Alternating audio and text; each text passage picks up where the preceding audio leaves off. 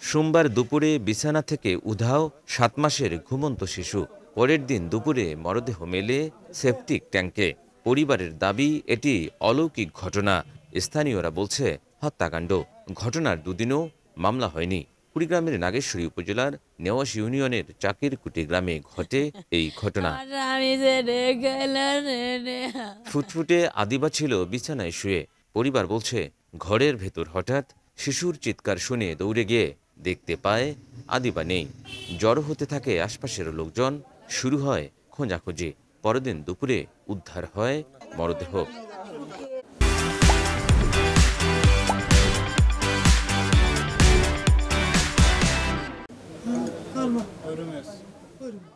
আমিনুর ইসলাম ও জান্নাতুল বেগমের দ্বিতীয় সন্তান আদিবা। পিতার দাবি জিন ভূতের দ্বারা মেয়েকে হত্যা করেছে তার মামা মামি।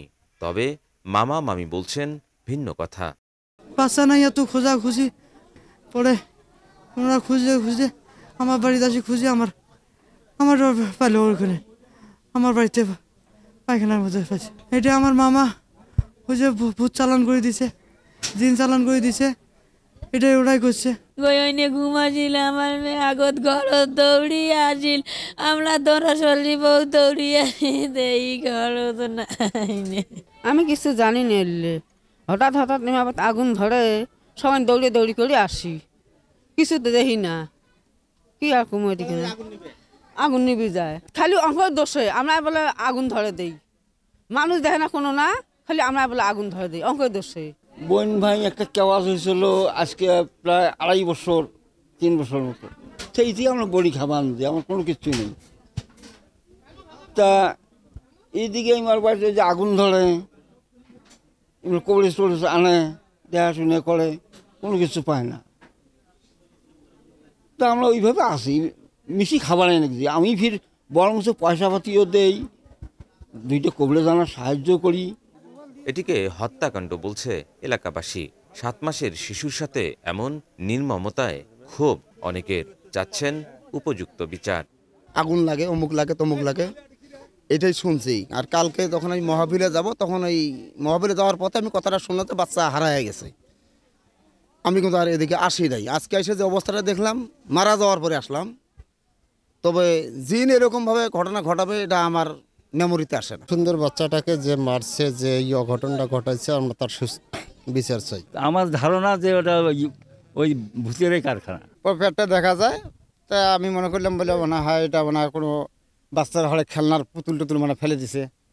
পরে ওই অবস্থাতে একটা কঞ্চি নিয়ে আসলাম। আসার পরে কঞ্চির আগালে একটা ফির তেড়িয়ে একটা করে রাখি দিয়ে ওটা ফির বাচ্চার নিষ্পা দিন আগে দিলাম। দেওয়ার পরে ভাসিয়ে উঠিল, তা গলাটা আর পাড়া ওড়ে নাই।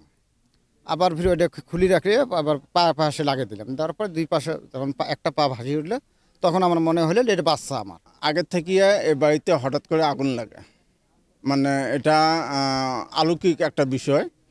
এই বিষয়ের উপর মোটামুটি কবলিয়াজ বা প্রাথমিক পর্যায়ে লোকালে যারা এই কবলিজি করে তাদেরকে ডাকিয়ে আনা হয়। এখানে ওই রকমভাবে কোনো সুরাহা হয়নি। তারপর হঠাৎ করে কালকে এই বাচ্চাটা নিখোঁজ।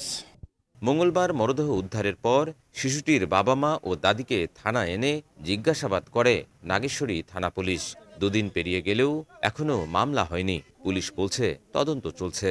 গতকাল আমি আমার তদন্তকারী অফিসার সহ এখানে আসি এবং রাত সন্ধ্যা 5:30 পর্যন্ত এখানে খোঁজাখুঁজি করি। তারই পর্যায়ে আজ আবার সকাল 11 ঘটিকা থেকে আমরা আবার তদন্ত শুরু করি।